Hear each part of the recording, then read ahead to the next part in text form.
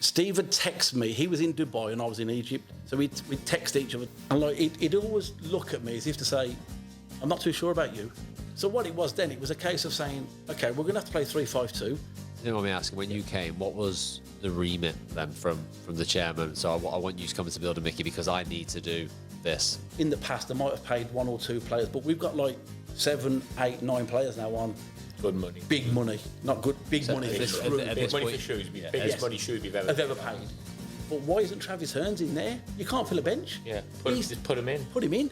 No, I'm not saying what Steve did was wrong. Steve wanted a smaller squad and pay more money. So I've known Paul a long time.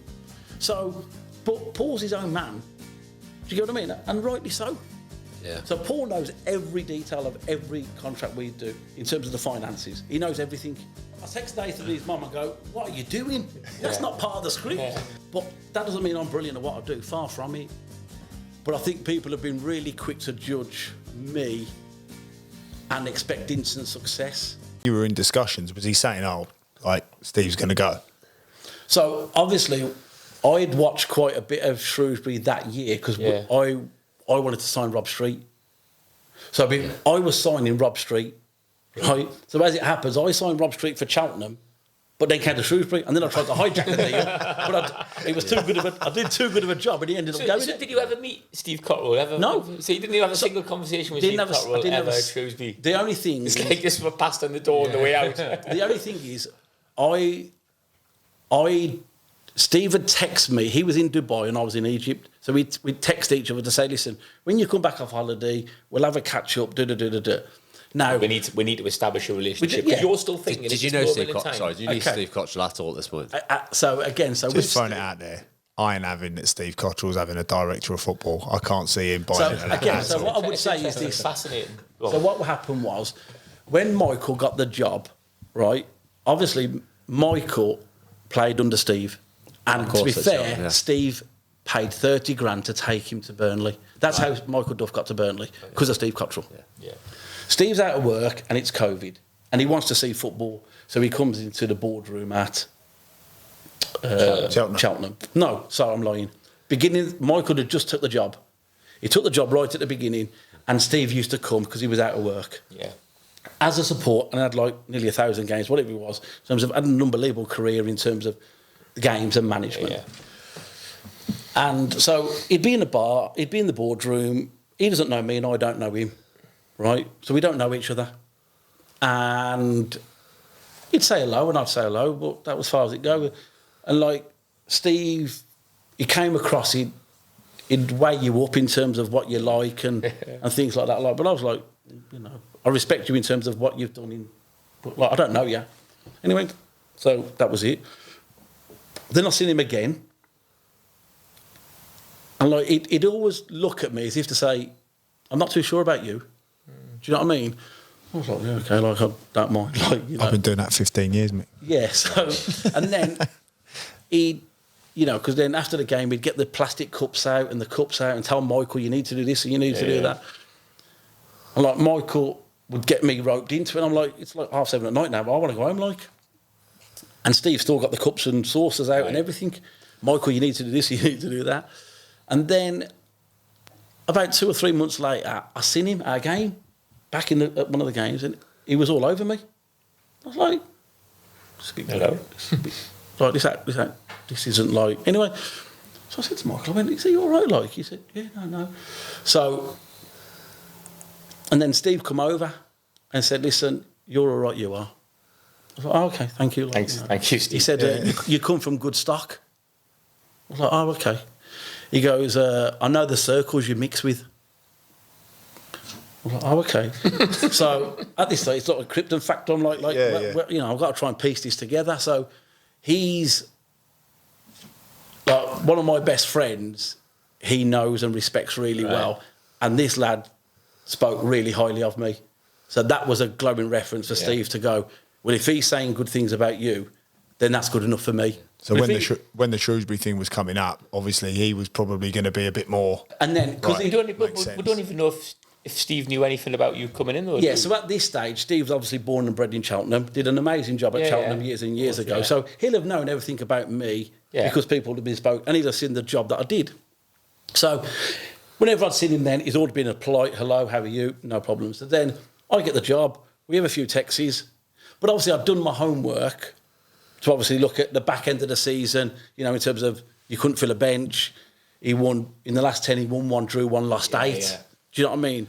On those texts, if you don't mind me asking, on those texts, is he like, can't wait to work with you, really positive about you coming on board? Is there anything like that? All it was is we need to catch up, you know, in terms of like, you know, planning for players or right, so he doesn't. Obviously, there's no impression he doesn't think he's leaving. Again, so you're thinking you're working with Steve Cotterill when you come in. Yeah. So at that stage, all I know is that I think it was that something had happened prior to the season ending between the chairman and Steve, whatever happened, and then basically on that last day when I got in on that Tuesday, he was gone, and it was something that I've never asked the chairman. So the chairman was always going to make that decision. Yeah. Regardless. So at this stage, I'm not prying. It's none of my business. I'm just getting on my job now. Do you know what I mean? Yeah. With a lot of people, I wouldn't believe that, but with you, because you're so like pragmatic and you're so like it is what it is. I can imagine that with you. Because I can imagine so many other people would be like, they would know what was going on, and it was with you. I think it's one of those where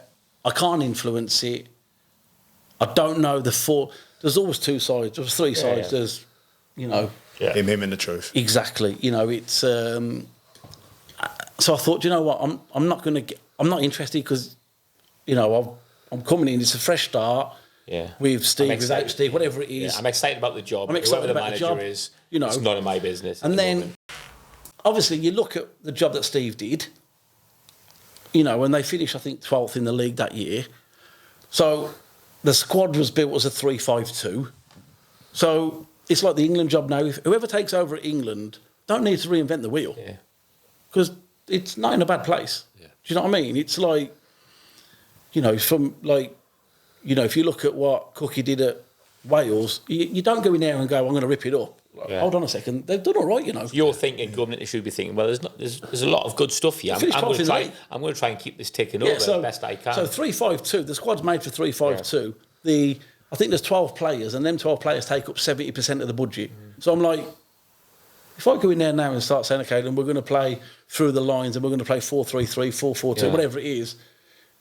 And now I'm asking Shay Dunkley to get off the back and start playing it. And, do you know what I mean? Don't do that. No, but what I'm trying to say is I have to work around what we've got. Yeah. So, especially when it takes up that much of the budget. It takes up much of the budget. So if it's the other way around, it was 30% of the budget, then you've got a bit of freedom to move. Exactly. So what it was then, it was a case of saying, okay, we're going to have to play 3-5-2 because that's what the squad's...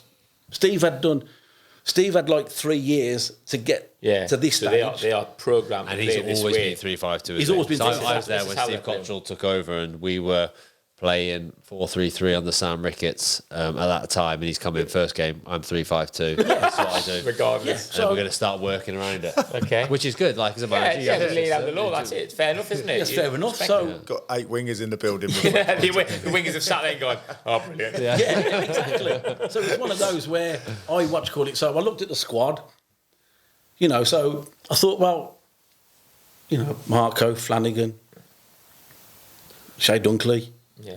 You know, I'm looking at around and seeing what the Danuda, seeing what there's got, and I've gone, but it's made up for 3-5-2 and it's just finished 12th. Yeah. So why would we change that? I can't go in there now and start like reinventing the wheel. Yeah. It's ridiculous. So keep 3-5-2. And the plan was always, because 70% of the budget was already taken up, I've only got 30% to work with. So, and then I knew, and I said to the chairman, and to be fair, the chairman was brilliant in terms of saying, I said, look, the first year is going to be difficult, but next year, it's flipped. We'll have 30% and we'll have 70% potentially out of contract, and then we can decide what we want to do, whether we keep them, let them go, because then it's a clean slate. But you need to get through the next 2 windows, and he understood that. What was you know what I'm asking, when you came, what was the remit then from the chairman? So I want you to come into the building, Mickey, because I need to do this. We need to head in this direction. A bit like you said at Cheltenham. Okay, so obviously the first and foremost, we need to stay in League One. Yeah. Okay, so, you know, whatever happens, we need to stay in League One. So I know it's going to have to be transitional. I know your hands are tied with 70% of the budget, but we still need to stay in League One, Mickey. Okay, so chairman, I'm not saying this is right, I'm not saying it's wrong, but there's 4 strands. So there's development, squad, first team, and then what you'd call your A-star players. Do you get what I mean? Yeah. So, like at Brackley, Gav will have 2 or 3 players that what he would call A-star players, and they're on top money. Yeah. So if I'm going to pay them top money, I need something to balance it underneath. Yeah. Does that make sense? Yeah, so then I said, okay, we're going to have to sign. You've got not one development player in your squad, not one. Yeah. They're all first team and experienced players, aren't they? They're all first team and elite. Yeah. If you want, whatever word you want to call it, you've got very few squad players. Yeah. And you've got no development players. So we need. That's what we need to fill the gap. Yeah. To keep paying them that money. Yeah. Because it's the most you've ever paid players. Yeah. So in terms of like in the past, they might have paid 1 or 2 players, but we've got like 7, 8, 9 players now on good money, big money, not good, big money. Big money for Shrewsbury, biggest money Shrewsbury have ever paid. Do you know what I mean? So, and is the budget coming down from the year before at this point? No, and again, so this is a myth, right? So the chairman, the budget. Again, so the chairman was brilliant. So he said, Mickey, this is the budget, right? And it's exactly the same budget as it was last year. Mm-hmm. I said, okay. I said, but chairman, I've got the budget sheets in terms of what you spent. He said, yeah, I know. I know we had an overspend, but that's the budget. Was that players or facilities or players? Players. Okay. So he's putting his own money in. Yeah. So then he said, so I said to him, I said, okay, chairman, no problem with that, right? So the budget that we've got this year is exactly the same budget that we had last year in terms of what's set out. It hasn't changed, right? The difference is, did we spend more money last year? Yes, we did, right? So I'm contradicting myself by saying the budget that was set is exactly the same for the last 3 years. But there was an overspend. There was an overspend. On that budget. So I said to the chairman, that was kind of an oversight, which kind of that come from historical people. Yeah. So I said to the chairman last year, I said, okay, the budget is XYZ, but can I ask you something? If I manage to sell anyone, right, can I have some of that money to go into the budget? Because it's not budgeted for. Yeah. And he was like, yes, Mickey, no problem. Okay. So obviously Luke Lee, he put a transfer request in. Yeah. Right. And then so the remit was, can you look at the academy and can you keep us in League One? And you're going to need to sign some development players, however that looks. When you say development I'll players, explain that now to you in terms of, right? So when I came in, we appointed Matty. And who's is that your appointment? Again, so what happened was we go through an interview process, yeah? And then the chairman, alongside me, have the final say. Your interview panel's you and the chairman. Yeah, so at this stage now, right, yeah. So I would do what you call the legwork. Do you know what I mean? Yeah. Until it gets to the decision time, okay? And so we appoint Matty, all right? So Matty understands the script in terms of where we're at and where we are restricted in terms of budget and one thing and another and what's been left behind and how it looks. So with that then, Luke Lee puts a transfer request in. Yeah. So we try and get the best possible sale for him. But then Matty knew that I wanted to promote some of the youth team into the training at pre-season so we can have a look at them. And you know yourself, you know as well as I do, we put some in and like Travis Hearns, like literally, wow, like how's this kid not been, and the staff were like, yeah, he's been training with the first team. He trained some of the first team last year. He played in the Papa John's, whatever it was called, and scored against Wolves. Yeah. So I thought, okay then, so I must have missed something, so then I don't say anything. And then I go back through the squads. So the last 10 games, when like there's 5 subs, and 2 of them are Deck Hutchinson. And a possible 7. Yeah, there's only 5. And Deck Hutchinson's on there and Josh Bailey, which is nothing against them. But why isn't Travis Hearns in there? You can't fill a bench. Yeah, just put him in. Put him in. So I said to Matty, I went, this kid's got something, mate. And he's like, I agree, Mickey. So then we played in pre-season. And we, I'll always remember it, we played Cheltenham first game, and then we played Leeds on the Wednesday. And Matty goes, what do you think about playing Travis? And I'm like, yeah, go for it. I said, like, you know, you've got 100% backing, mate. If you know, we're playing Stevenage on Saturday, which is like, we've just beat Cheltenham 1-0, and now we've got Stevenage. You've just come up, first home game on a Wednesday. We're playing on Wednesday. We might need to shuffle the squad a little bit. I was like, brilliant, play Travis, brilliant. You know, 16 isn't he, Travis? Stick him in there. Is he 67? Everything again, haven't you? Fans are going to encourage him. It's a free hit, isn't it? So then we play him, and he comes off after 55 minutes. Yeah. And then we throw on Travis, then we throw on like Harvey Watts for the last half an hour to run around anyway. Quality. And then, literally, Matt's his agent. Yeah. He's Travis' agent, and Matt's like, listen, Micky, I've got a bit of interest, you know, and I knew Newcastle. And I said, I said, listen, if it's the right thing for Travis, you know what I mean? So then we end up selling Travis, right, which is brilliant for him. Yeah. You know, we make a few quid. So the chairman then gives me some of that money. Yeah. So that's why we was able to spend a little bit more last year because of player sales. Yeah. But in terms of the actual budget that's set out, it's exactly the same. Nothing's changed. But what we did last year was we had to sign some development players. So I said, okay, we can't sign what you call marquee signings. We can't sign them. We've already got them in the building. So what we did was we went and signed Tamishi from Ireland. Shabawala. Yes, Shabawala as a development player. We went and signed Jason Strada, a development player.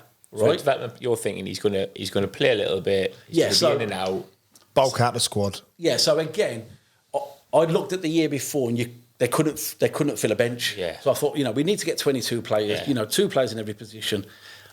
And I'm not speaking out of turn and not knowing exactly what Gav's spending, but Jason and Tamishi, there's players at Brackley on more money than Jason and Tamishi. Yeah. So they are squad players. Yeah. So, and you're hoping that they might surprise you. Or they might develop quickly. So what they are, the development players. Yeah. So 200 quid, Mick. Yeah. So there's no, there's no, you know, you're not coming in to start. You're not coming in to play week in and week out. You're here to develop, and over the season, can we get you to a level? Yeah. All right. So we signed Max Matter.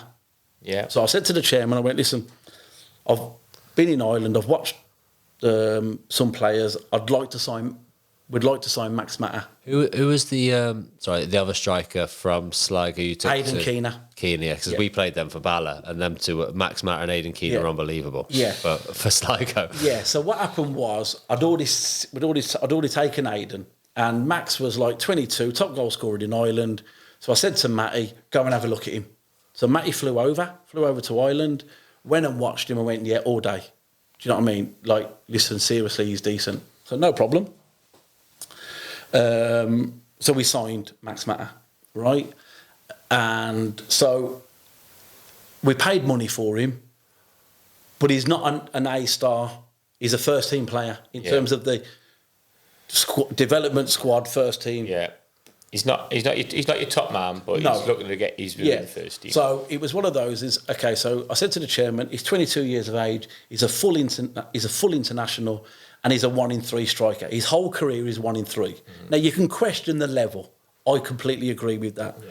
But if he was a 1 in 3 at the top level, he won't be coming to Shrewsbury. So you have to, when you're doing recruitment, you can't.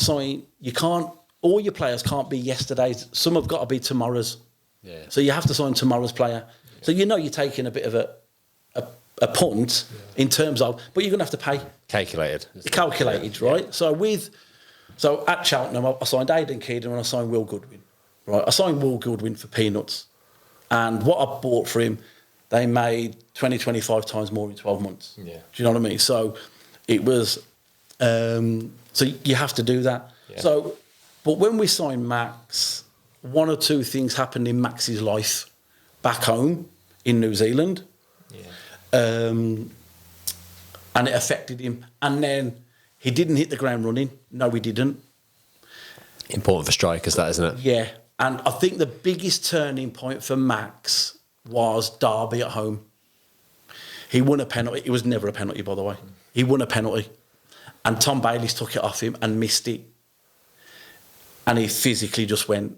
I think he wanted to take the penalty to get off the mark. And I understand what... There's so much more to... And again, so things were happening in Max's life back home in New Zealand. He was coming now over here with an expectation. And as we sit here today, you have to say it hasn't worked. Yeah. Do you know what I mean? You have to say that. But the flip side of it is, he's just turned 23. He's just played in June for his country and scored 2 out of 3. So he's a full international, scoring goals. He will come good. Do you know what I mean? Yeah. But right here, right now, you have to own it and say it hasn't worked.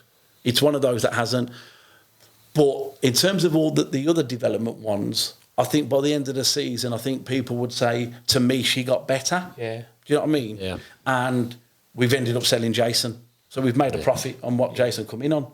Now, where last season didn't work is the loans. The loans didn't work. Yeah. So we have to take ownership of that. They didn't produce. They didn't. So we signed. Because again, they're a calculated risk, aren't they? So we signed Elliot Thorpe and Kieran Phillips. Right. So the rationale behind when you make a loan signing, it's okay. What's the calculated risk? So we signed Elliot Thorpe and Kieran Phillips, right? Elliot Thorpe played for Matty at Tottenham. Yeah. And Kieran Phillips played for Matty at Walsall. Yeah. So, like, Matty's like, I've worked with these players, so I'm never going to question him, am I? Yeah. Like, if you physically worked with these players. So he's brought them in then. So again, for the recruitment, you're having a discussion with Matty and you're going, do you fancy him? So it's a back and forth between you. So I'm saying to Matty, like, you know, you want a loan right wing back or whatever it is. These are a list of ones, and he's gone like, I really like Elliot Thorpe. And I'm like, okay. You're desperately unlucky about it, though, weren't you? Yeah, listen, and I'm saying, I don't know too much about him. Yeah. I don't know. I've had him at Tottenham. I've coached him at Tottenham. I know him inside out.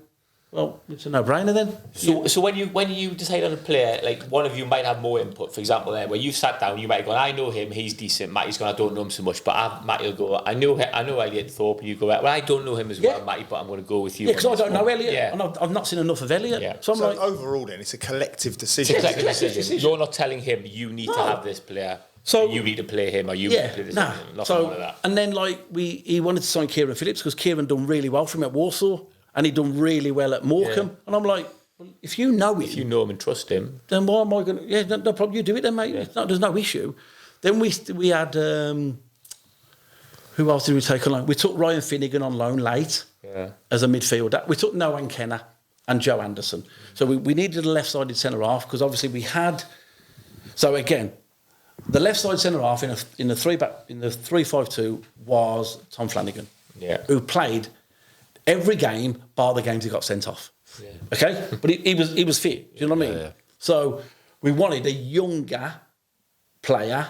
What you don't want to do is sign a senior left-sided centre-half. Because now you've got 2. Yeah. You've got a problem. Because you've got a problem. Yeah. So we've signed in a younger left one who can step in and play if Tom needs to come out, or he gets suspended, or his bookings. So with that as well, would you have him as like a versatile player as well? So because he could play left side, he could play left wing back. Yeah. So that's how. So it was like, okay, Joe was at Everton, Sunderland bought him. It ticks the boxes in terms of. So what do you think? And Matty was like, yeah, this is exactly what I want. And then we brought Noah Kenner in. Yeah. So again, we're playing 3-5-2. We're looking for a holding midfielder. So the criteria is, someone who's 6 foot, athletic, mobile, strong, can win his duels, lend a pass, and can he play football? Right. So we're looking for all them. Yeah. We're looking for Rodri. I'm going to say, you're looking for Rodri, aren't you? Yeah. So I say with Noah, you've got 5 of those. Haven't you? Okay.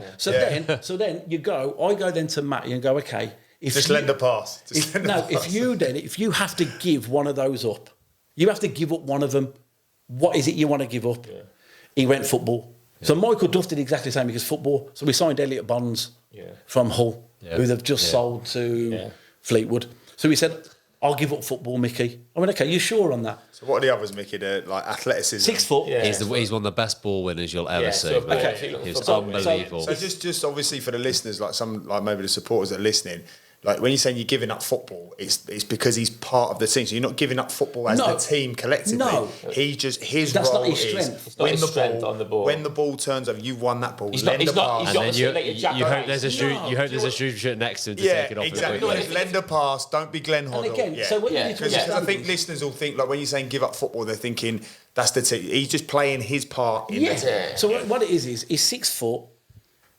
He's quick, he's athletic, and he's mobile. 100%. That's it. And in his duels, he's one of the best in the league. Yeah. You have to understand as well, this lad, you know, I know we laugh and joke, but Nohan believed he was a really good footballer. And we're saying, like, Nohan, we're not going to disrespect you. Because but we're playing in yellow and blue, mate. So don't be embarrassed to give it to... Do you know what I mean? Not right. like in a nasty not being way. horrible, but not being horrible. Yeah. But you've got to understand, for that. this kid has played for England under 17s and won the Euros with Phil Foden and all these players. Yeah. So he's not a dummy. Yeah. He's gone for money. He's 20 years of age and he's still learning himself about himself. We spoke a lot about understanding your strengths and working with your strengths rather than trying to work on stuff which you're not going to be in the team for. So we knew that when we play Nohan, in terms of there's going to be more turnovers on the ball because that's not his strength. He's not going to keep. He's not going to keep the ball like a Jack Price. Yeah, like a Jack Price. Yeah, 100%. But whoever goes and sits in there. So when Paul come in, he wanted a footballer. Yeah. So he wanted to sign Jack Hinchley. Yeah. Brilliant. But Jack Hinchley ain't 6 foot. He ain't athletic, he ain't mobile. Yeah. But he kicked the ball. Good footballer. But that's fine. Yeah. And then, you know, we played Coventry in pre-season. Mm-hmm. George Nurse goes and gets his ACL done again. Huge blow. Unbelievable blow, because George Nurse is a very good player. Yeah. So we have to go and sign now. At the drop of a hat, we need to go and sign a left wing back. So I'd signed Mal Benning when I was at Mansfield as assistant. I went and signed Mal Benning. Yeah. So I said to Matt, I've worked with Mal Benning. Yeah. I can get you Mal Benning. And he said, to be fair to Matty went, yeah, I know him, but because you've actually worked with him and you know the level, then we'll get him in. Yeah. So that's how... See him again. So if in terms of, you know, people going, you're making the sign, yes, I signed Mal Benning. If you want to put it like, I signed Mal Benning. They'd probably go through every player and go, so he had more of a say in that one because he knew between us. But he didn't know. As a rule of thumb, it's collective. It's collectively, but because I'd worked with Mal, I'm like, we need someone to come in. Yeah. Then we play Fleetwood. 5 minutes in against Fleetwood, right on the edge. Jordan Shipley goes in, makes a crazy tackle. He's out for 3 months. We're like, oh my God, come on now. So now we need another left wing back. So we go and get Brandon Fleming from Hull, who's played in the Championship. So you look at then we sign Ryan Finnegan, another midfielder, good footballer, Ryan Finnegan, really good. But we didn't see the best of him. So what happened was, they all picked up bad injuries. Elliot Thorpe done his back and then had a reoccurrence of it. Kieran Phillips had to have an operation. Brandon Fleming played against Derby. I can still see it in the halfway line. Goes in for a tackle. He's out for 3 months. Ryan Finnegan goes over on his ankle, has an operation, but he's injured and Blackpool pay money for him in January. So that tells you what they think of him.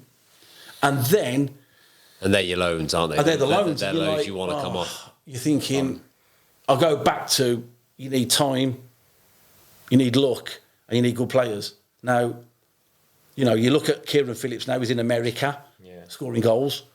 You know, Blackpool went and paid money for Ryan Finnegan. Ryan's a good player. Yeah. Do you know what I mean? Brandon, I think if you spoke to the fans, they'd say, yeah, Brandon was all right. Yeah. I don't think many fans say Brandon wasn't good. Yeah. Brandon's done well for us. But when you look at it collectively, the loans didn't work. You have to take ownership of it and say, no, they didn't. They didn't work. That's what happens. So then what happens? How does the decision come about then when Matty Taylor, when he's struggling, how does that decision come about to let Matty Taylor go then? Okay, so there was a... Because we signed some younger players, right, and were they ready for League One? No, they weren't. But when they were signed, it was categorically said they were development players. So you have to for fans to understand there's development players. You have to have development players. You should do that when you do a sign announcement. Just have underneath development. Just everyone. And again, do you like obviously in your position? I think you said this before, Mick. Like, do you accept though, like the fans, obviously, who just want to win football matches and trophies, and that? So do I. Yeah, of course, of course. They're going to just go flipping heck, like. But we want this. But what you're saying, there's a bigger picture, isn't there? There's a strategy that has to be in place that takes into account the budget, takes into account the development, the squad, the elite players. Like you say, it's much more complicated than it seems on the face of it. Yeah, so it's every supporter. I have to run the budget like they run their budget in their house. Mm-hmm. So if they go out and have an expensive meal somewhere, they might have to have two or three nights where they have to cook at home. Yeah. So if we've got 7 or 8, 9 players that are on like unbelievable money for a club of our stature, there is. You have to balance the book. You can't have them all up there. No, I'm not saying what Steve did was wrong. Steve wanted a smaller squad and pay more money. I'm not saying that's wrong. Yeah, the strategy. I just don't believe in that strategy. I believe in. There's a lot of things that have to go right for that to work, isn't correct. And I didn't believe in that strategy. To be fit, playing well. So what we do then is go, okay, then we have to go and get some development players. And, so we did sign some development players. And do I think they were brilliant? No. But I genuinely do believe, and it might be blind faith, by the end of the season, I actually think they become better. Now, you might turn around and say, well, I don't think they're still League One. But they kept us in League One. Yeah. And by the way, next year. And by the way, we've never been in the bottom 4. Do you know what I mean? So it was one of those where the squad that we were putting together, I knew was going to be good enough to stay up. Yeah. Do you understand what I mean? Now, we had to take some pain along the way. And again, we played lots of football. So if you look at Matty's record, for argument's sake, the style of play wasn't great. Yeah. I'm not going to sit here and say we played free-flowing football and we played for... No, we didn't. But Matty had 28 games. Right? He had 28 games. Right? He had 14 at home, 14 away. He won 9 out of 28. So he was a 1 in 3. Yeah. He won 9 home games. No, he had 14 home games and won 7. Yeah. So he was 1 and 2. Where he struggled was away from home. Now, people have this perception. I pick the team and I pick the tactics. Yeah. Trust me. If I had a say, I would have changed away from home. I would have tweaked how we played away from home to what we did at home. But I'm not coming out my lane. So it goes back to your Michael Duff conversation. I'm staying in my lane. Would he ask you your opinion about stuff like that? Yeah, so to be fair to Matty was brilliant, really good. And again, he had no luck, right, in terms of... But he'd never come to me and say, okay, like, what system would you play or what? When he got the job, it was categorically said, we're going to need to start with 3-5-2. Did I say that? Yes, I did. The reason being, the squad was set up for 3-5-2. And they'd done well the year before. Yeah. So I didn't want to... Yeah. So you've told him we're staying 3-5-2. Yeah, so I said, we're going to play 3-5-2. Now, if after 10, 12 games, he would have went, I want to play 4-3-3, 4-2-3-1. I've got these 2 young wingers who are flying. We can do it with that. I'll be like, End of the day, it's... The squad that we put together was for 3-5-2. If you want to change it, you could have changed it. Now, Matty never once said to me, pick the team or anything like that. And I would never have done it. Me and Matty had a brilliant relationship, really good. Do you know what I mean? And I felt for Matty, because I think Matty's really good. And there's this perception out there that I was picking the team and I was picking all the players. It's further from the truth. I literally stay in my lane. Do you know what I mean? Have I got some experience? Yes. So if he would have said to me, so there were certain times he'd ask me questions like, what would you have done in this scenario? What would you do in that scenario? Then I'd tell him, but I would never volunteer it. Same with Paul now. I can tell you now, I've never once give Paul my opinion. Never. If he asks me, I'll give it him. Does he ask you?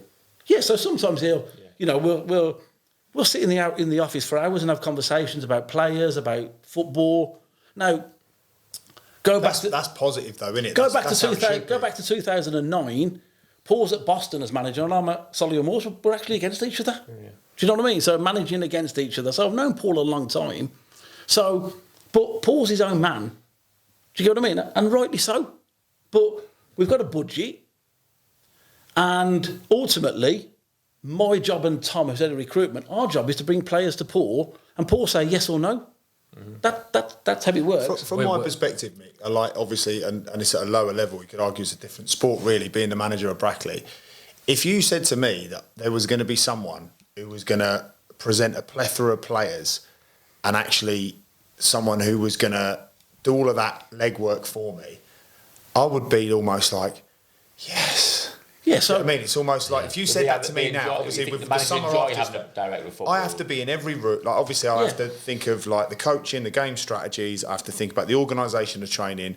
I have to think about the recruitment, my own players, budget, like development players, youth team players. I'm being asked about now, but I have to do the budget. Like for me, you'd want to direct the football end, Gav. I have to be everything because obviously we don't have the resources at that level to be able to have that luxury. So for me, you'd welcome it. Oh my! Obviously, it'd have to be the right person. If it was some dickhead coming in, going, "You should be doing this," and you, like Micky's saying there, you have to stay in your lane, don't you? But if it was someone who was creating a table with a banquet of players and going, "Look, I know these are the types of players that you like." So again, what Micky was saying there, I like athletic players, I like mobile players, I like technicians, all in different positions. I like specific to their positions. Yeah. So like, I would just be like, "Oh my God!" So you're telling me I don't have to get involved with this. I don't have to deal with the agents. I don't like contracts. That. Oh my God! Like it is like I'm constantly bashing. Like Gav's not enjoying dealing with the agents. No, do you know what? But you're a coach, though, aren't you? Yeah. The job is you're more. You call yourself a coaching manager. I would say, sort of, because Jamie does a bit of the coach. So Jamie will do the technical stuff, I'll do the tactical stuff and the game strategies. I have to do the analysis, so I have to clip the videos for myself. I have an analyst who does my reports and my videos, which is brilliant, but I can't ask him to go, just if you could just look at like a play around for me into the final phase. I have to go and physically do that. And then I have some really good relationship with agents and I've had some brilliant players, but obviously there's also, like Micky will tell you as well, there's a delusion out there. So teams, players and agents will just be asking for the world and then the agent will be asking for a cut of this and everything. And obviously like when Micky's got that to deal with, that's his job. But for me to be having to do that on top of all the analysis, the game strategies, put the man management, you know, I'm meeting one of my players tomorrow at 11 o'clock for and that'll be a Thursday. So I'm meeting one of my current players who's new, who I think that we need to have a conversation because he will be a massive part of what we do. I'm meeting him at 11 o'clock tomorrow. I want to spend my time doing that with my players, not going out there having to be in every room. So for me, like when you're talking about it, I'm thinking, oh my, if only. Like I would love that. And it's. Do you think Paul Hurst loves that then? So I'll give you an example. So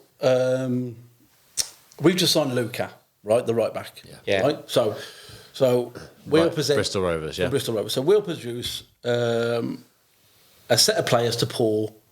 So we'll present some players to Paul, and Paul will go, no problem.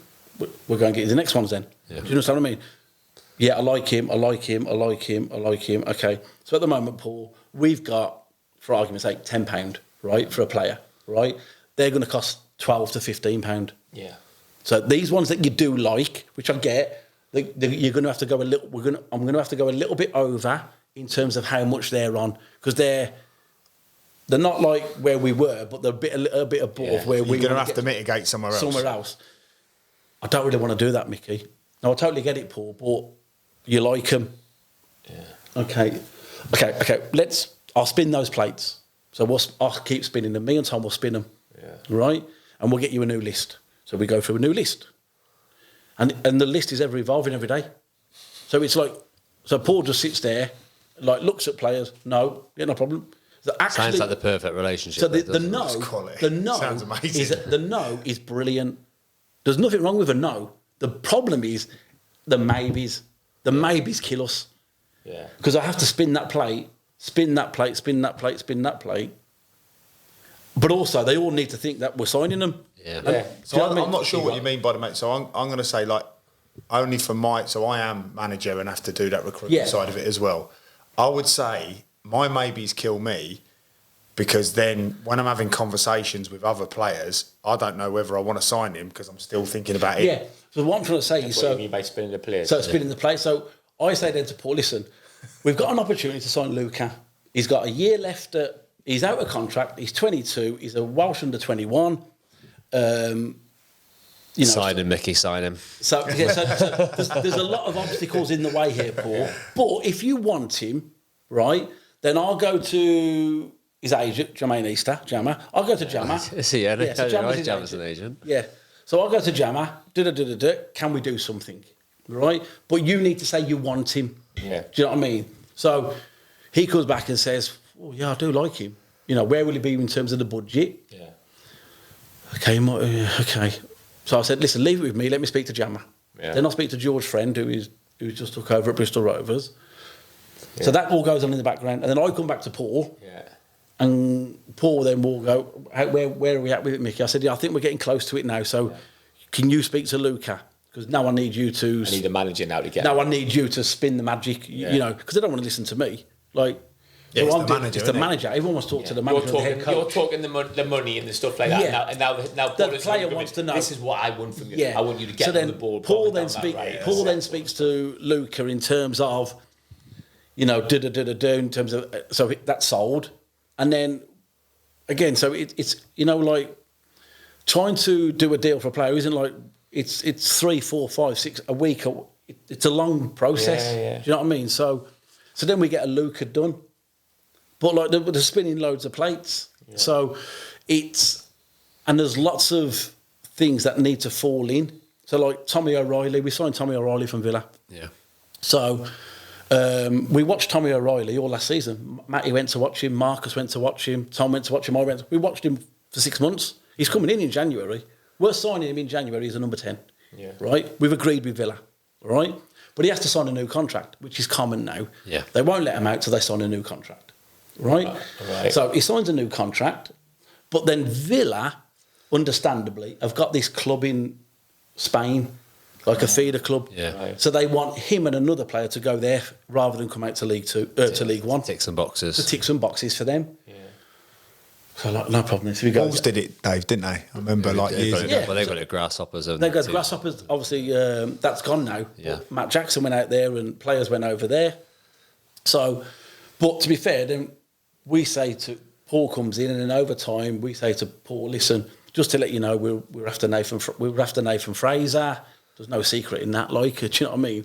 So, we were interested in Tommy. Yeah, I really like Tommy. Do you know what I mean? So, and then so I say because Adam Henschel, who was here, is the loans manager. I'm like, you know Adam better than I do. I get on really well with Adam, but Adam worked for you. Yeah. So you might as well do that. There's no point me getting involved. Brilliant. Do you know what I mean? Good delegating. So he was like an analyst / recruitment, wasn't he? And now he's got a brilliant job at Villa. But I'm like, you work with Adam every day. Yeah. So there's no point me talking to Villa. You do it. Yeah. Do you know what I mean? So, and because Paul's always done it, he's got relationships as well. Yeah. So it's like...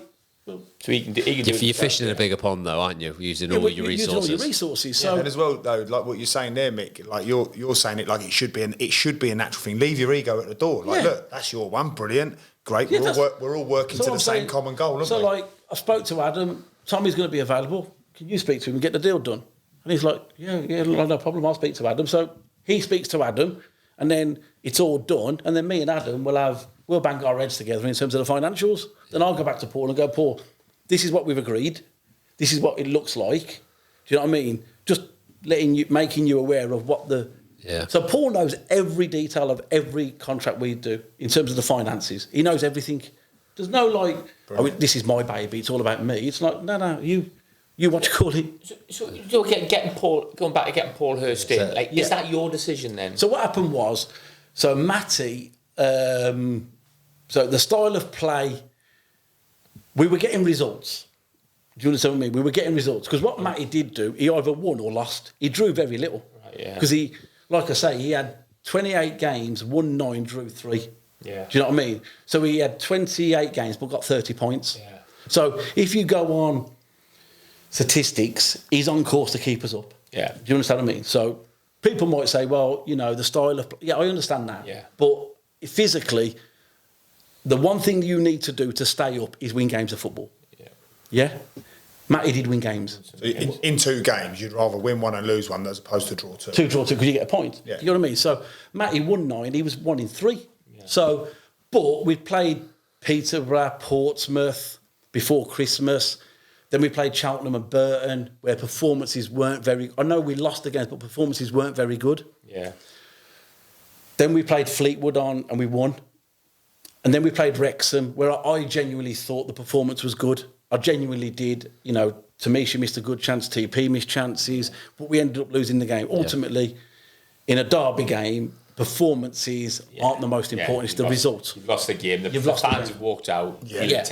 So now we've now won 1 in 5. That's the fact of the matter. One of them is the FA Cup, but we won 1 in 5. Yeah.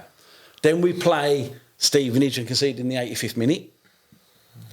And then we played Peterborough and we lose 2-1. 1-0 up at half time, lose 2-1. So we've won 1 in 8, but 1 in 7 in terms of the league. Yeah. So you look at it and then you have to look at the bigger picture and go, okay, can he turn it around? Yeah. And it's not a case of like Matt is a bad manager or a bad person. Far from it. Yeah. And it goes back to, is he going to be a lucky manager? And then you look at all the injuries and you think, is he just unlucky? Do you get what I mean? So then I speak to the chairman and I say to the chairman, these are the 3 or 4 names that are out of work. So there was, without going into names, there was 2 managers or head coaches that had done reasonably good jobs at the level in League One, who I think were unfairly treated. One of them might have played, it was at Wolves Review, but anyway, so there was 4. Paul was on that list. So I said to the chairman, these are the 4. What do you think? And he went, yeah, totally agree, Mickey. You know, I'm happy with those 4. So then it was a conversation saying, okay, what do we need now? What do we need? So again, like players, where are you at? And I'm saying, I think we need a little bit of experience, someone who knows the club and knows the level in terms of been here before. So in terms of Paul, so I said, like, you know, Paul would be a good fit because he could come in. And he came in similar circumstances last time. And it's seamless. Do you know what I mean? So it would be seamless in terms of Paul coming in. And then the chairman goes, okay, it will be, you know, the fans will like Paul. Yeah. Paul likes the club. So I said, you know, with what's available there, and Paul had I thought he'd been sacked at Grimsby, I thought unfairly. I thought he'd probably earned enough credit to be given a little bit longer. Was it hard? Did you tell Matty then? Yeah. That he was gone? So I told Matty and Marcus. Yeah, it's hard. It's not something that you know. Yeah. And obviously Marcus is like a good pal. Yeah. So Marcus, I've known Marcus 40 years, but like it's not personal. It's not like, you know. You've been in that situation yourself. I've been in that situation, so it's not personal. Like, you know, I still speak to Matty. I still speak to Marcus. You know, there's no falling out. It's business. It's. I explained the situation. So listen, we've made this decision, and these are the reasons why. I don't expect you to agree with them, but I'd expect you to respect them. Yeah. Do you know what I mean? You know, whether you do or you don't, that's up to you. Yeah, and, you know, so they were brilliant. Then I phoned Paul. I said, listen, would you like to have a catch up and have a meet? He said, yeah. I said, can we meet tomorrow? Me and Liam met him. We had 5 hours in terms of like, so it's new to Paul because Paul's never worked with a director of football. Yeah. Never worked with a director of football. How did he react to that? So, again, he understands. So Paul's in at that. Paul is now a minority. Paul's in a minority now because everyone's got a director of football. Yeah. So if you haven't worked with a director of football, you're now in the minority, where everyone's the majority now. Yeah. Do you get what I mean? So not that he doesn't want to work with a director of football. He's never had the opportunity to work with a director of football. So it's a little bit like the fans in terms of I've heard what it's about, I've got an idea what it's about, but I don't actually know what it is. Mm-hmm. So he's still learning as well. Do you know what I mean? So, and I'm saying to Paul when I met him, I said, Paul, we've actually managed against each other. Now, I'm not saying I'm any good, but I've been in the dugout for like 300, 400, 500 times. I've had like 3 years as a number, 3.5 years as a number 2 in the dugout at League 2. So I know a little bit, not a lot, you put it on the back of the stamp. And I'm not saying I'm very good, but because you've actually been in that position, I actually know what you go through. Yeah, I can empathise with him. And because I knew him, he was like, yeah, so it's a case of like we're still working it through now. Like we're getting really well. Do you know what I mean? And you know, he came in with a week to go before the window closed. He said, "I'd like to get a midfielder that I want a midfielder that can pass the ball." I was like, "Yeah, brilliant." He goes, "I want to get Jack Hinchley," because he'd seen him play. I was like, "Yeah, brilliant, no problem." So we went and got Jack. No issues, no problems. Then obviously it comes to the end of the season when decisions have got to be made on the players. Yeah, it's one of them. We have a sit down, we go through them, and it's not a case of I don't want to sign Gav because I dislike him. It's not like that. You have to make footballing and business decisions, and he's aware of that. And he had Matty would have been the same. This season now, you've got an unbelievable opportunity to have a clean slate, because I think we've only got 6 players from last year left. So you're starting from a clean slate, which is really good, which we knew that was going to happen. Just getting the players, getting enough players, getting the quality. So again, it's like everybody talks about, like we need a number 2 goalkeeper, we need a centre half, we need some midfielders, we need some wingers, and we need some forwards. So as we sit here now, everyone will be up in arms. We haven't signed enough players. Players aren't coming through. We don't know what we're doing. Right? Because that's a common thing, and I understand it. But what you have to do is, whether it's business, football, whatever it is, you have to learn. Do you know what I mean? So mistakes were made last year, 100%. I'll never say, like, show me someone who has never made a decision. I'll show you someone who's never been a decision maker. Yeah. So did I make mistakes last year? 100% I made mistakes. Do you know what I mean? But I'm big enough and old enough and ugly enough to go, yeah, I made some mistakes. And I'll make more mistakes. But I need to learn from them mistakes. But as long as they're honest ones, which all my mistakes were honest. So we're spinning plates now, and we're trying to get good players. But good players are hard to come. So are you trying to get development players and so players to at play? the moment, we need to try and get more first team players, and there will be some development players in there. Yeah. We are going to have to do that. Squad. To have the squad, we are going to have to do that. And try and use the loan market as and try well. and use the loan market. Yeah, so try and get some. So we've done. Sprinkle some We've starters. done Tommy. We'll probably do 2, 3. I don't know if we'll take up our 5 full loans, but we'll see. We'll definitely do 2 or 3 more because we know who they are.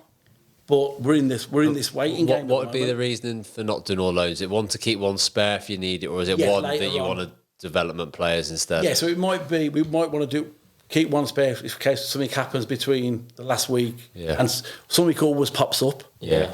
So at the moment, Mick, you've identified them. It just takes time. It takes and then time. obviously, I assume, and I don't know this, but with the Euros, does that have a knock-on effect? Yeah, it does do, because, like, for argument's sake, the centre half, we've already agreed to centre half, right?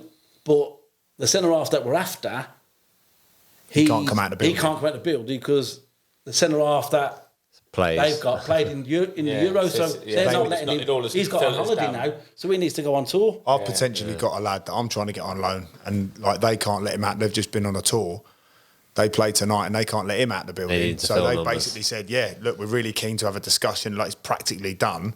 But then, obviously, and again, they've got players coming back. It's as like well. what do you call it? So I've chased Nathan Lowe for 12, 18 months. I had Nathan Lowe at Cheltenham training with us. He actually trained at Cheltenham because we were signing him on loan. And then when I came here, we were signing him last August. And then we got to wait. Then I had him in the building in January. Everyone's seen him, he was there, right? And then they played in the third round. Played in the third round of the FA Cup and won. So where's Nathan Lowe from? Not Nathan Lowe, Nathan Fraser. Oh, Nathan Fraser, sorry. From Wolves, yeah. From Wolves. They had the injury crisis up front, didn't they, Wolves? So then they were struggling for forwards. So then what happened then was, I think they played Brentford in the FA Cup on a Tuesday night. I went. Yeah, and Nathan scored. So I ended up in front of the South Bank as well, mate. So I'm like, I text Nathan and his mum and go, "What are you doing? That's not part of the script." Yeah. So it's a game changer. Yeah. So then Gary's like, "Listen, Mick, I can't give you him," which I understand that. Now all of a sudden he's come on against Brentford, scored, and now he's making some cameo roles. Because now he's going to be their development player. So now he goes from their development to their squad player. So now he's at a stage now where he's away with Wolves at the moment. When he comes back and he goes out on loan, he's gone past Shrewsbury. He's gone to Stoke or wherever he's going. He's gone past us because now he's gone into the first team. He's catch him in that first bit, don't you? And so what you're trying it's like what happened last time, wasn't it? When Shrewsbury did well with Paul Hurst, didn't they? They got the Dean Henderson and they got the other lads, didn't they? Again, it's interesting. Perfect timing. But say if a team alongside Shrewsbury looking at Dean Henderson at that point, they're not getting him the next season because no. They've gone on. So it's interesting that, again, sliding doors. Yeah. So Shrewsbury signed Ben Godfrey. Yeah. Who got sacrificed for Ben Godfrey? Can you remember? There's a question for you. Yeah. So they took a loan, had to send that loan back to get Ben Godfrey. Dan Jones? Dan James? Oh, yeah, of course it was, yeah. Of course it was, yeah. So Dan James was at Shrewsbury. Yeah. He'd only signed, then they sent him back to get Ben Godfrey. So back to Swansea at the time, wasn't it? But that's what I'm saying, sliding doors. So, you can do all this work for your loans and then they can just be gone. In terms of budget then, Micky, where are Shrewsbury sitting then in the league for this season? Are we right at the bottom? I would say at this early stage, I'm looking at it in terms of knowing what other people have got. Yeah. Okay? Now, the league, for the last couple of years, has been... That hasn't been massive gaps. The gaps were when Sunderland were in it, Sheffield Wednesday were in it. Yeah. Do you know what I mean? So rather than bigger, there was more and more, and then Ipswich Ipswich were in it 3 or 4 years. Don't forget. Yeah. So the league was really difficult. So then then it went a couple of years where it wasn't so. It was quite close. Now it's gone back to another level. Right. So now it. And is it annoying that the budgets are coming from the Championship, but they're also coming from League Two as well? Yeah. So now the difference come from both sides. So the difference is, what you do is you look at it and go, okay, so last season, Wigan, Blackpool and Reading all got relegated. Yeah. Okay? Wigan, minus points. Reading, minus points. Blackpool, okay. Yeah. Then coming up the other way, Stevenage, Northampton, Carlisle, Leyton Orient. Okay? So they came up where you're going, their budgets they're okay. Do you know what I mean? So to be fair to them three, they did well. Yeah. So now you look at it, Birmingham, they have the biggest budget in the history of League One. Yeah. Fact. Huddersfield, well, I kind of know what's happening at Huddersfield. Yeah. And Rotherham. They've come down. They've always been a very, very good League One team, haven't they? And the good thing with Rotherham is they go up and down, up and down, up and down. That's their model. Yeah. So they know who they are. So we got them three to deal with. Yeah. That's all right. So then you look at it and go, okay, who's coming? Crawley, brilliant. You know what I mean? In terms of, there's no big hitters coming out of League Two this year. Yeah. And then you go, Mansfield. Big budget. Stockport. Wrexham. Yeah. So now you're going, all of a sudden now, there's mega... Would you say them three straight away go into sort of like the top half definitely, but some go up towards the top. Oh, yeah. Top 3, 4. Yeah, they go... There's one or two of them that go into... the playoff in terms of round. Yeah. So then you look at, Bolton's are already in it. Wickham have just been sold again. They've got a Kazakhstan billionaire. Yeah.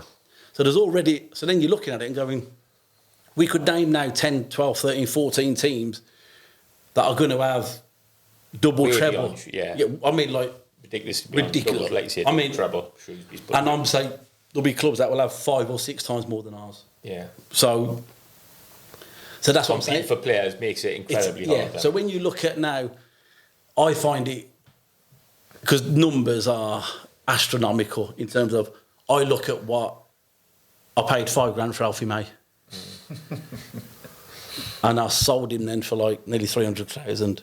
And now I know what Birmingham have just bought him at 30. Is he gone Birmingham now, is he? He's gone to Birmingham. So he went Charlton, and now is it Chelsea he went to from you? He went to Charlton from Cheltenham. He had 1 year at Charlton, and now Birmingham have just signed him. And the wages are astronomical. Do you know what I mean? So you look at that and you go, oh my God. You must be proud as well, though, that you took Alfie May and now you've developed him into this sort of player. For him as a person. Yeah, for Alfie, I was talking to Michael the other day, and it's one of those moments where you go, now, when Alfie finishes his career, if he's sensible, he'll be all right. Yeah. He'll be all right now. Where you look at him like, he came from non-league and you sign him for 950 quid, you pay $5,000 for him, and now, the last 3 years, statistically, he's been the best striker in League One. He's got over 70 goals in 3 years. And to be fair to Birmingham, they need to get out of the league. So I understand it. Proven. It's proven. But it's like, I look at it, and like when Alfie signed for Birmingham, he sent Michael a text. He phoned me. Because obviously I'm from Birmingham, so we said we'll catch up. And we're playing them on Saturday. And it's just like, is this really happening? It's like fairy tale stuff. Yeah. But yeah, so I would say we will be not knowing exactly until the figures come out, probably September, October time, because they will come out and you do get to see them. Yeah. We're going to be down there without any shadow of a doubt. There's no point lying about it, and you just need to find 11 Alfie Mays, don't you? And again, like you look at the league, I think there's 24 teams in the league. I think the last time I counted, I think there's over 16 to 18 teams that are all foreign money. I think there's only 5-6 teams that are English, British money. Yeah. All the rest are like, you look at what's happening up the road or down the road. It's phenomenal, isn't it? In terms of like, it is fairy tale. It's like, it's ridiculous. Yeah. The amount of money that's being spent there is. How do you compete? What about then? So then, do you then think, right? Well, how are we going to compete? So we're going to try and work the loan market. Then do you turn around to the academy and go, who have you got? Who have you got coming? Who have you got? 16, 17, 18. Again, who can come and play? So the thing about it is now, so 16 to 18, and then where do they go after 18? Yeah. So at 18 to 13, the gap is too big. I think me and Gav spoke about. There's no chance. Yeah. Right. So when I went to Cheltenham, I said, okay, this is not going to listen. Forget it. You might as well close the academy down because we need to. How do you like that? We need to have a development plan now for the academy. So we need to turn the academy upside down. And to be fair to Cheltenham, really good. They went, you do what you want to do. We'll back you and support you. So I spoke to the academy director. I spoke to all the staff. We had a meeting. I said, listen, you can't be getting any joy out of this. You cannot be getting any satisfaction. You can't be, because you're not producing any players. And they were like, no. So I said, okay, then we're going to have to change it. But with change becomes hard work, and we're going to have to think outside the box. And they were like, yeah. So we had one of the staff, full-time staff, went and managed at step 5, so like a Shifnal. Mm-hmm. Then the academy manager went and played, because he was still young enough to play, a different team in step 5. So we had 2 step 5s. Then I put the youth team manager at a step 4 club, but we still paid him. Mm-hmm. And then when he got to step 3, we had a few clubs that I had connections with, and then we had Bath with Jerry Gill at step 2 in terms of location. So, okay, I've got the structure now.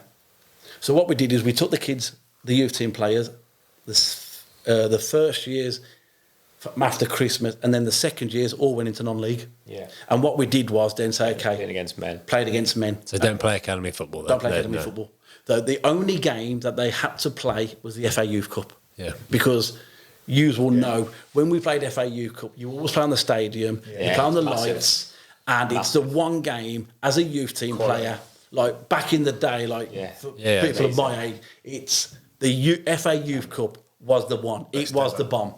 It was, you get your shirt and tie up, you get your butterfly, you're playing under the lights.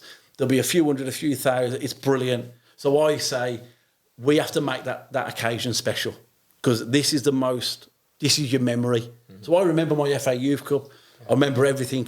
So when I was at Cheltenham, we played Portsmouth. We won 5-4. And I think we got to the last 16. We played Arsenal, and we lost on penalties. Yeah. We took Arsenal to penalties.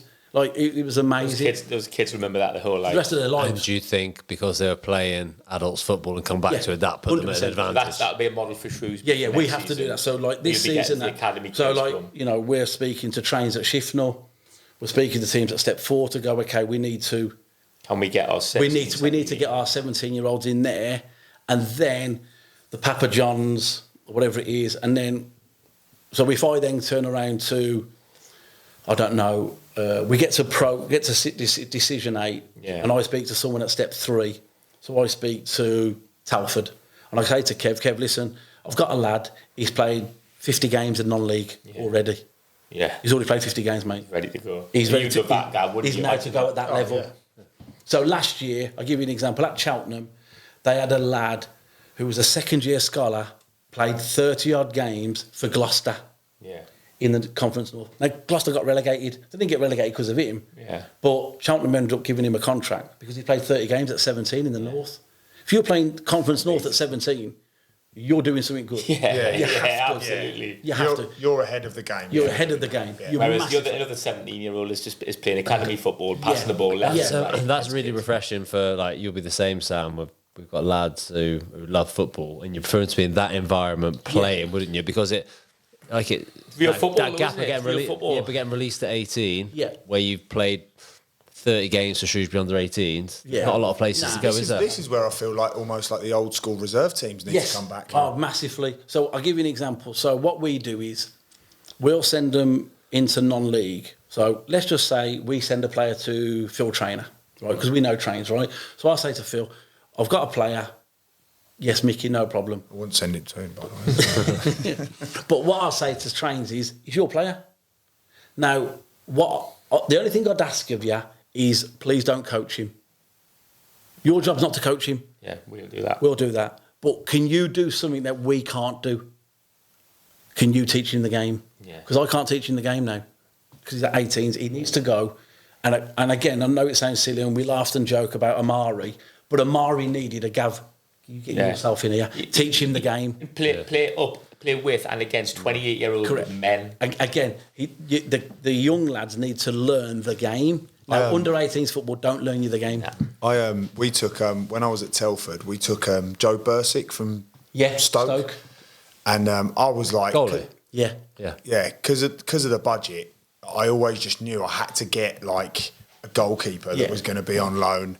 And we got him for nothing. So basically, Stoke said, if you play him, you can have him for nothing. And we were. He's good as well, no? So, he was a joke. He was literally ridiculous. He's 18 years old, and he was out of this world. But we played Chorley away, and I watched him in the warm up. And it's funny, like what I used to do with Telford when I first took over, I used to leave an optional session at Lilleshall on a Monday.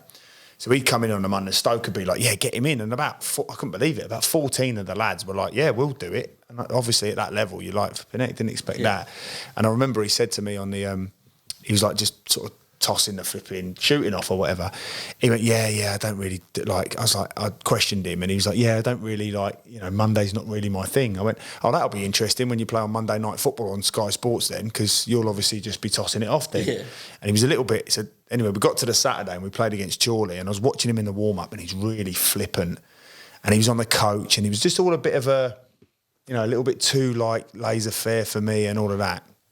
And he came in from the warm-up and I was like going around the lads and all of that. And the lads are sort of getting themselves motivated. Come on, lads, make sure you're ready and all of that. And he was leant up against the wall with his arms crossed like this. And I launched into him and I just had enough. It's just like there's the straw that broke the camel's back. And I've gone, don't you fucking dare disrespect your teammates by leaning again. You better be ready. Because we're going to war out there and you look like you're going flipping shopping with your missus. So I've just launched at him, gone to him, got right in his face. I'm like, you better be ready for this. Anyway, we drew 1-1. He pulled off an absolute worldie in the last minute. And I spoke to him probably about, 3-4 years later, still like drop it. We'd still speak from time to time now.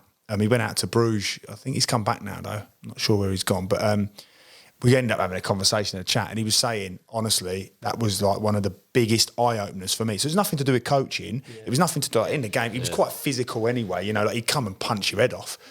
But he just like, I was absolutely... Because obviously in the academy, it's like, they're not playing for free. They're not playing for 3 points. They're not playing, And I launched at him and he said, honestly, it was a game changer for me. Yeah. He said at the time I couldn't stand it. But then after that, I realised, looking around the lads and...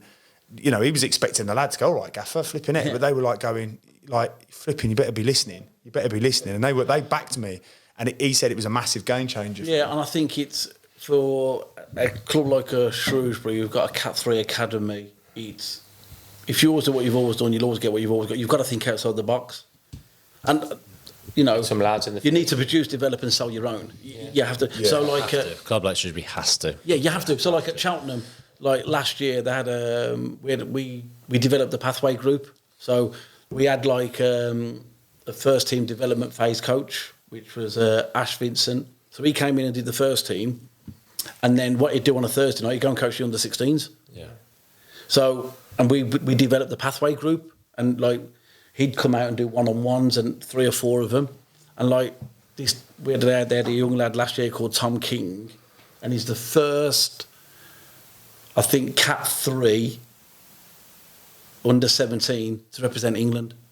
Oh, wow. So the Cat 3 club, like a Cheltenham, he went and represented England. He played in the first team last year at under 17. Yeah.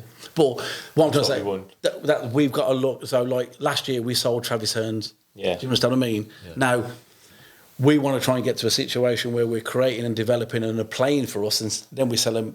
Yeah. But like, you know. And in the meantime, trying to just withhold that League One status. And then it's so there's lots of. It's one thing. It is. It's one thing we've really sort of lacked in the last probably decade of actually players who go into the first team and play. Yeah. And you just don't get. They're either sold too young, so sold at 13 to a Man United having a punt, but actually getting all the way through the academy, even coming from a Wolves or a Villa into the academy, but then going into the first team. Ryan Barnett was a mistake. Ryan Barnett's probably the last one, is he? Really? Well, I know he didn't play, did he? But to have an actual career. If you ever look at Travis Hearns, I don't know. I think it's like, don't quote me, something like 10 years. He's the last player to play in the first team, and he only played 2 games, by the way. Yeah, so you know, but then get sold to a Premier League club it's like you or Joe. You're going back to that era. I think it is. Yeah, I think that's what I'm saying. Joe, I can't think of anyone else. You're going back years and years and years. You're going back years and years. No, it is. Yeah, it is. It's a generation of footballers, isn't it? Yeah. I retired by the time you come through. And there's a lot of players to be fair to Ryan Woods. I say Ryan Woods maybe. Ryan Woods, Connor Galton. That was probably the last era where they had a few in there. John Taylor, yeah. So So Ryan Barnett would have been perfect in terms of he needed a. And I'll tell you the other one who's done well is the lad at Solihull. What's his name? Craig. Craig. Yeah. So he's another one that probably needed a development program just to keep him for one more year. He needs games. There was 2 players went from my time at Shrewsbury, which I thought needed that extra year. And Ryan Barnett, as soon as he left, I was like, that's a mistake, 100%. And I thought Charlie Caton as well, who was gone to Chester. I thought if you, ability-wise, you keep him for another year, I think he could play in the first team. So regularly. Charlie Caton, I signed Charlie Caton for Mansfield. I took him on loan about 10 years ago. Oh no, this is later. Oh, the young kid. Striker. Went to Chester, scored all the goals. Right, should never let him go because he went to Chester and scored loads of goals. Yeah. So what should have happened is give him a new contract and send him back out. Exactly. Yeah. There's no harm, and it would have cost Shrewsbury no money. No money. Yeah. I mean that just seems like a no-brainer. Yeah. So that's what I'm saying. So in terms of things like that, what it is so we will get players on loan, say from Villa, from Wolves, whatever, and we'll pay a real fraction of their wages. Yeah. Right. So let's say Charlie Caton. Right. So we sign Charlie Caton for XYZ. We say to Gav, you can have him for 50% of the money. Yeah. Okay, I'll do that. So Gav might turn and go, I'll give you, I might be able to give you all the money, but let's say you can only pay 50%. Yeah. So from a business point of view, we're losing 50%. No, we're not. No. Because he's going to add value to him. Yeah. Because he's going to play him, and then he's going to come back double the play, and then he's going to be. Everybody wins. If you can get a good part-time team as well, like us, they can go in and we had Connor Hall last year. So he was in with Solihull all week training, and then they would just say, right, Tuesday, Thursday, you go in with them. And it was just a no-brainer. And we've signed him permanently now. But that's what I'm saying. So teams like Brackley, Telford and all these, when they clubs send their players to them clubs, what they can give them is the game. Yeah, the technical, tactical, because they don't know how to win a game. They know how to play the game, but they don't know how to win it. Yeah. So they need to learn how to win. I remember speaking to Sean Parrish about it when he was at Wolves, and he was just saying, he enjoys it. He said, I love the coach and I love being around all the players at all levels and all of that. He said, but it's just the 3 points. Yeah. Just the 3 points are so important, aren't they? I remember speaking to a coach And he said this is what made him Telford, Rob Edwards. Yeah. He had 12 months. So they did, their model, Scott Sellers said, okay, we're going to take you out and you're going to go to Telford for 12 months and you're going to be their coach.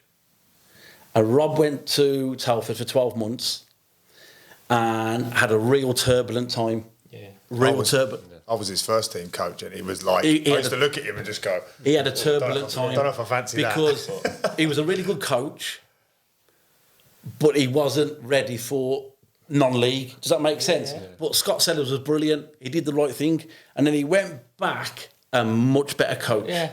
Much better. Then did a brilliant job with Wolves. Did a brilliant job with Wolves. Then he went to England, and then he went to Forest Green. So. But if you speak to Rob, the biggest thing was Telford. Yeah. It I can imagine moulded him in terms of going, wow, this is a wake-up call, this is. Do you know what I mean? And listen, he's done amazing, Rob. I was flipping out. Yeah. Just before we finish, what is success for Shrewsbury this season then? And yourself? Success. Good question.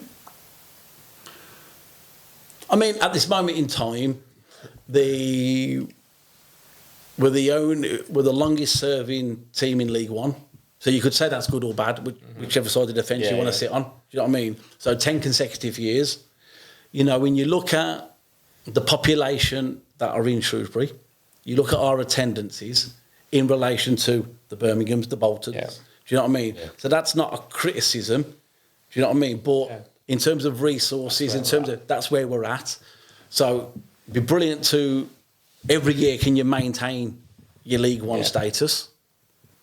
That's the first target every year. Make sure that's got to be. Yeah, that will be for a lot of teams. You know, whether there'll be teams in the Premier League, you know, established teams that will be their first target.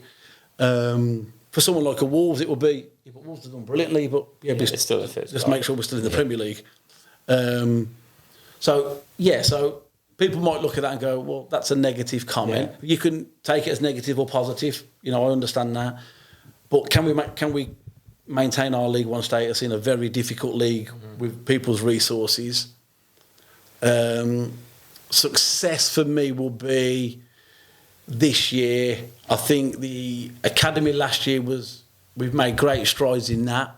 So I need to make that better this year in terms of the non-league links. Yeah. So people will look at it, and I understand it, by the way. They'll look at it and go, you're going to judge me on what happens on a Saturday and a Tuesday with the first team. I get that, by the way. Yeah. That's why I said your success is slightly different just to the first team. So, and ultimately, that's where people will judge me. Yeah. And I get that. So, do you know what I mean? But internally, I want to try and make sure we get our young lads into non-league better. Yeah. And can we start trying to get more sellable assets if we can? Do you know what I mean? So, you know, in the 12 months that I've been here, whether it's been I see it as a success, some people might not. We've sold 3 players, you know, which I don't think they've done for a long time in terms of, well, people might go, yeah, but you didn't bring Luke Leahy in. No, I get that. But Travis Hearns, I promoted and I brought Jason in. Do you know what I mean? So that might be a little win in terms of, you know, it can work. And there's, you know, I think I would say at this moment in time, if you went to a bar and you sat down with some Shrewsbury supporters, some will say, we don't want a director of football, or we don't want Micky. Some will go, I'm still unsure. I actually don't know if I like him or dislike him. And some will go, yeah, he's had 2 transfer windows. It's been a difficult time. We'll give him the benefit of the doubt. And again, so when I went into Cheltenham and I got the job, and they were like kicking, like the fans were like, no, we don't want this, which I understood. Whenever you sign, Gav will sign players, you know what I mean, or you'll buy a house and you'll run your school in terms of, you know, Ofsted will come in and you'll get governed by what they put in. Yeah. That's the land of the law. That's education. You know, you'll buy a house and go, okay, yeah, it's run down, it's nothing in it, but I know what I can do. I can see the vision I can do for it. And you'll sign a player and things like that. So for me, I look at it and go, if you have a look at, you can only judge me on what I've done. So whatever signing we make tomorrow or the next day, all fans will go on Wikipedia, or they'll go, oh yeah, I've seen him play, he's a good player. Yeah. Or they'll look at his Wikipedia page and make a judgment. Because that's what you can do. Yeah. That's the only way you can judge. So you look at what he's done previously at his previous club or in his career. That's all you can do. And if you've never heard of him, you're like, okay, let's see what he's like. Do you know what I mean? So people have judged me, rightly or wrongly, and I can't change what they think. But if they actually look at what I did at my previous job, it's nothing but success. Yeah. So at the end of every year, the budget sheet will come out and they'll rank your budget against your points. Yeah. Yeah. Spoken about this before. Yeah. So for 2 years, I was number one and number two. Yeah. That's a fact. Yeah. Do you know what I mean? But that doesn't mean I'm brilliant at what I do. Far from it. But I think people have been really quick to judge me and expect instant success. Do you know what I mean? It's going to take time, isn't it? And like I've said it before, it's not what you start, it's what you leave. So when Steve Cottrell came in, he came in when they were in a relegation battle. Mm-hmm. It took him 3 years to get to 12th. And he had, I don't know, 6, 7 windows. Yeah. Do you get what I mean? Yeah. So we've changed. It's not going to happen overnight. Do you know what I mean? And, you know, Dan Ashworth's just gone into Man United. If everyone thinks Dan Ashworth's got this magic wand and Jason Wilcock's got this magic wand and Man United now are going to be, you know, they're going to be challenging for number one, they're deluded. It's going to take time. Yeah. You don't go from there to there in one. It doesn't happen. And so, but people have this perception. I'm not going to change people's perception. Do you get what I mean? They've made their mind up. But because I've been through it already at Cheltenham, where I do find it hard is people are making judgments on me. They don't even know me. Yeah. And then they're making judgments on my body of work for the last 7-8 months. But have a look at the last 5 years. It's done all right. I, you know, won a league title, you know, first time in the club's history. We got to the fourth round of the FA Cup. We got to a semi-final, made 1.5 million. It's not bad in 4 or 5 years. Do you know what I mean? So it's, and again, it's not all down to me. We have some really good people. And Shrewsbury as well have maintained their League One status, and in a, like what you said, Dave, in a really difficult time for the club, isn't it? Real transition, isn't it? Real Huge transition for the football club. Yeah, and again, if off the field, on the field. If I would have said to you, if I would have sat down with any of you 5-6 years ago, right, and said, you know, the next 5 or 6 years, them up the road are going to be run by Hollywood, and they're going to be documentaries, and they're going to be splashing out millions and millions of pounds. You'd be like, what are you on about? Do you know the area? Do you know, like you obviously you played there, so you know what I mean. It is Hollywood. Yeah. It is Hollywood. It's like ridiculous. Yeah, you know, I sold Bentosa. It don't help you when they're down the road, though, mate, does it? I know, but what I'm trying to say is I sold one of their first major signings was Bentosa. Yeah, Bentosa was one of their major signings. So obviously I sold Bentosa, so I know what I got for Ben 5 years ago at 30 years of age. Do you know what I mean? And the money they were paying out and seeing it grow.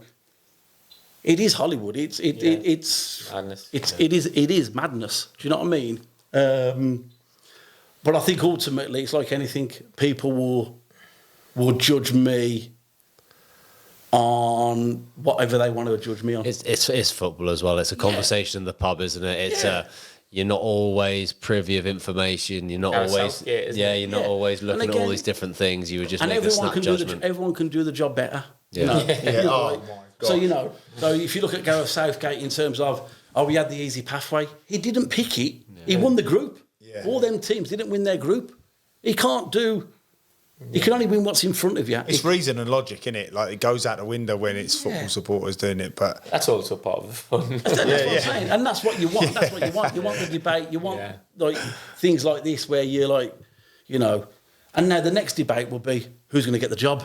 Yeah. Do you know what I mean? Oh, we can't have it because he can't do this, or he can't. Oh, it's got to be him. I'm in the final 8, like, but just waiting on a call. Mickey, thank you so much for that. I mean, thank you for having me. It's fascinating insight. I think not the Shrewsbury fans. I think everybody would be interested in that. Thank you so much for your time. Pleasure. Love that. And it's going to be fascinating to see where we go from here with yourself and Shrewsbury. But so thank you very much. Best of luck for the season. Best of luck. We're all rooting. We need a little bit of luck. Rooting for we you. are very much so. Class, Mick. Love Thank you that. very much. Thank you. Thank you very much, everybody. Thanks for listening.